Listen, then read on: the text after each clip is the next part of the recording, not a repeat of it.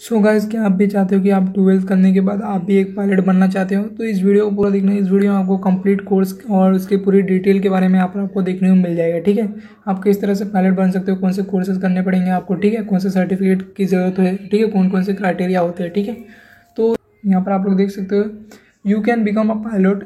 ATP has help thousands of mens and women just like you become pilot. ठीक है, तो below are the steps how to become a pilot and an private pilot certificate. ठीक है, तो यहाँ पर हम लोग देखने वाले कि प्राइवेट सर्टिफिकेट हमें कैसे मिलेगा, ठीक है, पायलट का।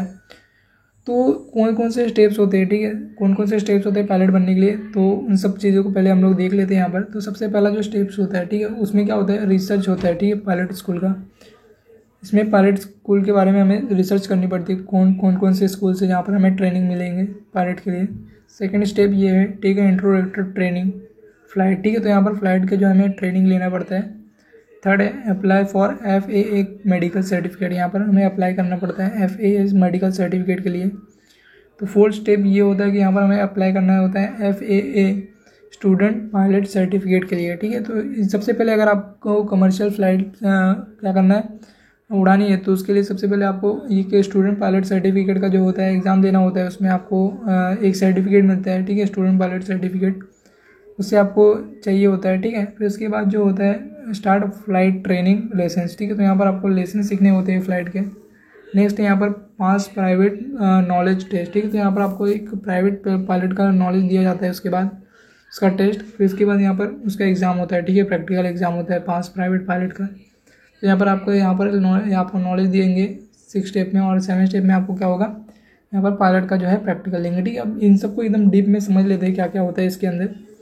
तो जो फर्स्ट स्टेप होता है, ठीक है, टू बिकम पायलट और private commercial is to research your flight training option. ठीक है, तो यहाँ पर आपको बहुत सारे ऑप्शंस की रिसर्च करनी होती है। ठीक है, कि कहाँ कहाँ पर कौन कौन से स्कूल में आपको इसके जो ट्रेनिंग देंगे, ठीक है, पायलट की, और या फिर आपको कौन से ऐसे स्कूल से जहाँ पर आपको इसके सर्टिफिकेट मिलेंगे। ठीक है, तो फर्स्ट स्टेप ये है कि आपको क्या करना है, इसके बारे में आपको रिसर्च करना है। ठीक है, नेक्स्ट है इंट्रोडक्टरी ट्रेनिंग ऑफ फ्लाइट। ठीक है, तो यहाँ पर आपको एक इंट्रोडक्टरी मतलब कि इंट्रोडक्शन की, ठीक है, कैसे कैसे क्या क्या होता है, ठीक है, फ्लाइट के अंदर। तो successful completion of introductory training flight is required before enrolling in pilot training program. ठीक है, तो यहाँ पर आपको पायलट ट्रेनिंग प्रोग्राम में अप्लाई करने से पहले आपको एक इंट्रोडक्टरी ट्रेनिंग लेनी पड़ती है। ठीक है, तो इसके बाद है this flight lesson will help you to you see first hand the training.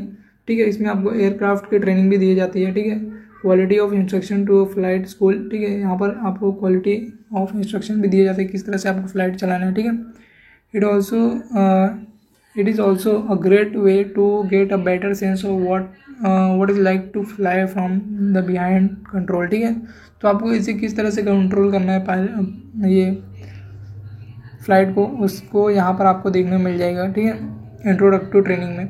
Next यहाँ पर अप्लाई किस तरह से करना है आपको FAA मेडिकल सर्टिफिकेट के लिए। ठीक है, फिर इसके बाद यहाँ पर पता है medical must meet basic medical requirement. ठीक है, तो यहाँ पर आपको बेसिक मेडिकल रिक्वायरमेंट करवानी ज़रूरी है। ठीक है, if you want to fly professionally. ठीक है, तो अगर आपको प्राइवेट फ्लाइट चलाना है तो उसके लिए मैंने आपको क्या बताया, स्टूडेंट पायलट सर्टिफिकेट होना चाहिए, उसके लिए आपको एग्ज़ाम देना पड़ता है। ठीक है, और अगर आपको प्रोफेशनल जो प्राइवेट प्लेन्स होते हैं उसको उड़ाना है तो उसके लिए आपको एक मेडिकल रिक्वायरमेंट होती है। ठीक है, इसका चेकअप होता है।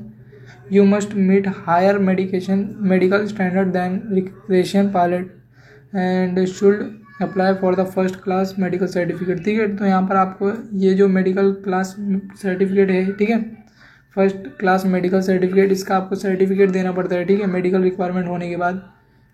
फिर फोर्थ स्टेप है यहाँ पर अप्लाई है। ठीक है, ये जो फर्स्ट क्लास मेडिकल सर्टिफिकेट देने के बाद आप क्या कर सकते हैं, यहाँ पर अप्लाई कर सकते हैं स्टूडेंट पायलट सर्टिफिकेट के लिए। ठीक है, तो अप्लाई फॉर मेडिकल ये student pilot certificate through FAA integrated airman certification. ठीक है, तो ये जो सर्टिफिकेशन है, ठीक है, यहाँ पर से आपको स्टूडेंट पायलट सर्टिफिकेट मिलता है। ठीक है, FAA इंटीग्रेटेड एयरमैन सर्टिफिकेट। ठीक है, तो यहाँ पर आप उसकी वेबसाइट भी चेक कर सकते हो। ठीक है, ये उसकी वेबसाइट का जो है नाम दिया है IACRA। ठीक है, तो ये वेबसाइट है। ठीक है, यहाँ पर आपको पूरी फ्लाइट की इंस्ट्रक्शन आपको देखने को मिल जाएगा। ठीक है, while you don't need a student pilot certificate to start flying lesson, you will need to fly solo during training। तो अगर आपको यहाँ पर ये स्टूडेंट पायलट का एग्ज़ाम नहीं देना तो यहाँ पर आपको सोलो मतलब खुद अकेले ही यहाँ पर ट्रेनिंग लेनी पड़ेगी, ठीक है, अकेले के लिए। नेक्स्ट है यहाँ पर स्टार्ट फ्लाइट लेसन, ठीक है। तो यहाँ पर आपको फ्लाइट के लेसन किस तरह से देने होंगे।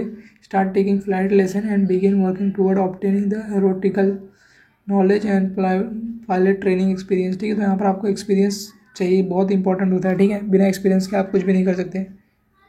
नेक्स्ट है पास प्राइवेट नॉलेज टेस्ट, ठीक है। तो ये आपको ये जो प्राइवेट पायलट नॉलेज होता है, ठीक है, इस टेस्ट को आपको क्रैक करना होता है, ठीक है। इस टेस्ट को क्रैक करने के लिए देख सकते हैं आप लोग, ये जो है कंप्यूटर बेस्ड होता है, ठीक है, कंप्यूटर बेस्ड टेस्ट होता है, इससे आपको क्रैक करना होता है ताकि आपको जो है इसका जो है प्रैक्टिकल एग्ज़ाम मतलब कि ये जो नॉलेज है, ठीक है, इसका नॉलेज देते हैं ताकि आप जो ये एग्ज़ाम है उसको क्रैक कर सको, ठीक है, पास प्राइवेट प्रैक्टिकल एग्ज़ाम को क्रैक कर सको, ठीक है। तो ये ऑनलाइन बेसिस पे होता है, मतलब कंप्यूटर बेस पे। तो इस तरह से कुछ एग्ज़ाम होता है, ठीक है। सो फ्रेंड्स, यहाँ पर आप लोग देख सकते हो कि हम यहाँ पर अभी देखने वाले कि कितना टाइम लगता है, ठीक है, एक बिग पायलट बनने के लिए, ठीक है। तो यहाँ पर जो ज़ीरो से स्टार्ट करता है, ठीक है, तो जीरो से जो स्टार्ट करता है उसके लिए यहाँ पर कुछ, अगर आपको प्राइवेट पायलट बनना है तो यहाँ पर 3 मंथ लगते हैं, ठीक है, 3 मंथ लगते हैं, ठीक है। पूरा कोर्स कंप्लीट करने के बाद आपको 3 मंथ का ट्रेनिंग देने के बाद यहाँ पर 3 मंथ के बाद आप लोग जो है प्राइवेट पायलट बन सकते हो, ठीक है। और पूरा कंप्लीट कोर्स होने के बाद आप यहाँ पर 4 मंथ के अंदर कमर्शियल पायलट बन सकते हो, ठीक है। और यहाँ पर जो जो थोड़े बहुत मतलब कि जो थोड़े बहुत ट्रेन होते हैं उनको कितना मंथ लगते हैं तो यहाँ पर बताया नहीं, एमटी है, ठीक है। जो कमर्शियल पायलट अगर आपको बनना है, ठीक है, जो ट्रेन होते हैं उन्हें भी 4 मंथ लगते हैं और जो ट्रेन नहीं होते उन्हें भी 4 मंथ लगते हैं, ठीक है। अब यहाँ पर जो सर्टिफिकेट फ्लाइट इंस्ट्रक्टर है वहाँ पर आपको 2 मंथ लगता है और जो थोड़े बहुत से स्टार्ट किए रहते हैं उनके भी 2 मंथ लगते हैं, ठीक है। तो टोटल यहाँ पर जो मतलब जो जिसके पास नॉलेज नहीं रहता पायलट का उन्हें टोटल 9 मंथ लगता है और जिनके पास नॉलेज रहता है उन्हें पूरा 6 मंथ लगता है, ठीक है। तो ये हो गया कि कितना मंथ लगता है, ठीक है, पायलट बनने के लिए।